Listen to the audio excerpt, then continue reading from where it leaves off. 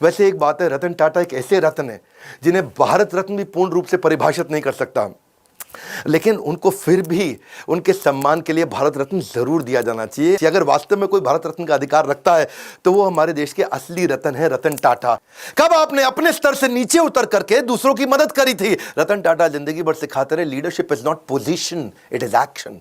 ये positional power नहीं, personal power है। मुंबई का 26/11 का ताज अटैक, और वो अटैक जिसमें वो जानते हैं, सारी दुनिया जानती है कि उन्होंने सबकी मदद करी। जो आदमी का वहां नुकसान हुआ, इनके जितने एम्प्लॉय थे पर्सनली उनके घर तक गए, ये तो आप जानते हैं। 50, 60, 70, 80 लाख रुपए तक उनको कॉम्पनसेशन दिया, डिपेंडिंग ऑन डिफरेंट सिचुएशन, उनको पैसा दिया। इतना ही नहीं, सबको जिंदगी भर के लिए एक मेडिकल काउंसलर भी दिया। किसी को साइकोलॉजिकल डिप्रेशन हुआ, कोई टेंशन हुआ, क्योंकि इतनी गोलियां बमबारी हुई थी वहां, जिंदगी भर के लिए उनको डॉक्टर भी दिया। जिसका देहांत हुआ उसको पहले 50, 60, 70, 80 लाख रुपए तो दिया, पर साथ में उसकी बची हुई जितनी नौकरी थी, उसकी पूरी जिंदगी की आखिरी जो सैलरी थी वही तनख्वाह उसको जिंदगी भर दी। उसके बाद उसके घर में, परिवार में बच्चों की एजुकेशन की, मैरिज की, मेडिकल की, सबकी रिस्पॉन्सिबिलिटी ली। ऐसे थे रतन टाटा, जिंदगी भर की रिस्पॉन्सिबिलिटी ली। और अगर तुमने कोई कर्जा लिया तो वो कर्जा भी माफ किया। इतना ही नहीं कि जो लड़का पहला महीना हुआ है आके, पहला दूसरा दिन हुआ है, ऐसा भी एक लड़का था। ऐसे भी कुछ लड़के थे जिनको बिल्कुल अभी होटल में ज्वाइन ही किया था, ट्रेन ही थे, उनको भी ऐसे ही पूरा कॉम्पनसेट किया। ये सब तो सब समझते हैं, पर जो बात जिसने मुझे हैरान कर दिया, जिसके कारण मैं भी अपनी कंपनी में स्टैंडर्ड को चेंज कर रहा हूं, वो ये है कि उन्होंने अपने होटल वालों की तो मदद करी, बाहर आसपास बाजार में जो पुलिस वालों को गोली लगी उनको भी उन्होंने कॉम्पनसेट किया।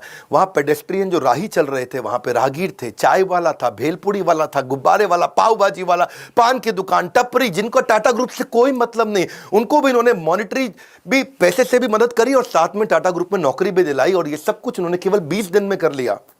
दूसरी तरफ एक लड़की थी देविका, सीएसटी स्टेशन पे, उसने अजमल कसाब को रिकॉग्नाइज किया था। छोटी लड़की थी, 10, 11, 12 साल की, और उसको उसके पिता और उसके भाई जेंट्स वॉशरूम गए थे, छोटी बच्ची को बाहर 2 मिनट छोड़ करके, और उसको सामने से आके गोली मारी। उसी ने अजमल कसाब को आकर के बाद में कोर्ट में पहचाना था। आज रतन टाटा ने तो 20 दिन के अंदर कॉम्पनसेशन कर दिया सब कुछ। 20 दिन में फटाफट कमेटी बना के सबको मुआवजा दिया, सबकी मदद करी, सबके साथ खड़े हो गए। और तब 2008 से 2020 हो गया, एक 20 दिन, एक 2020, 20 डेज, 2020।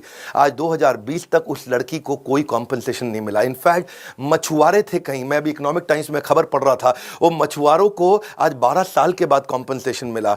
मतलब सरकार को जितना समय लगता है, टाटा को कभी समय नहीं लगता। करुणा के लिए कारण की जरूरत नहीं पड़ती। यदि आप दूसरों को प्रसन्न देखना चाहते हैं तो करुणा का भाव रखिए, और अगर खुद को प्रसन्न देखना चाहते हैं तो भी वही करना है, तो भी करुणा का भाव रखना है।